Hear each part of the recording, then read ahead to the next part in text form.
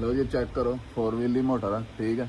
ਤੇ ਆਈ ਕਾਰ ਵਾਜ ਸਾਡੇ ਕੋਲ ਕੰਮ ਨਹੀਂ ਸੀ ਕਰਦੀ ਨਾ, ਗੇਅਰ ਨਾ ਅੱਗੇ ਦਾ ਲੈ ਰਹੀ ਨਾ ਪਿੱਛੇ ਲੈ ਰਹੀ। ਚੈੱਕ ਕਰੋ ਵਿੱਚ ਪਾਣੀ ਭਰਿਆ ਜਿਵੇਂ ਟੈਂਕੀ ਨਹੀਂ ਭਰੀ ਜਾਂਦੀ ਐ ਐ ਚੈੱਕ ਕਰੋ ਆ ਲੈ ਆ ਚੈੱਕ ਕਰੋ ਸੀਨ ਕਸ ਉੱਤੇ ਵਹਾਓ ਉੱਤੇ ਵਹਾਓ। ਇਹ ਹੁਣ ਖੋਲਣੀ ਅਸੀਂ ਠੀਕ ਹੈ ਤੇ ਸੂਰ ਤੇ ਹਾਲ ਦਾ ਨਖਾਨੇ ਆ। ਚੈੱਕ ਕਰੋ ਇੱਧਰ ਲਿਆਓ ਇੱਧਰ ਲਿਆਓ ਇਹ ਸੂਰ ਤੇ ਹਾਲ ਹੈ। ਇਹ ਹੁਣ ਚੈੱਕ ਕਰੋ ਵੀ ਰਿਪੇਅਰ ਹੋ ਸਕਦੀ ਹੈ ਕਿ ਨਹੀਂ ਭਲਾ।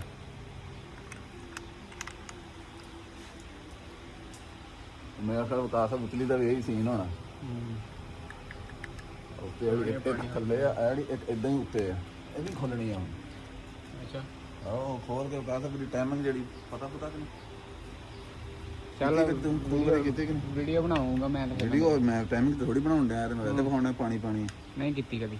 ਹਾਂ ਤੇ ਬਣਾਉਣੀ ਹੋਣੀ ਚਾਹੀਦੀ ਹੈ। ਮੈਂ ਤਾਂ ਨਾ ਕਈਆਂ ਨੂੰ ਨਹੀਂ ਪਤਾ ਨਹੀਂ ਪਤਾ ਬਹੁਤ ਸਾਰੇ ਬਣਾਉਂਦੇ ਆ। ਫਿਰ ਲਓ ਜੀ ਵੀਡੀਓ ਆਏਗੀ ਇਨਸ਼ਾਅੱਲਾ।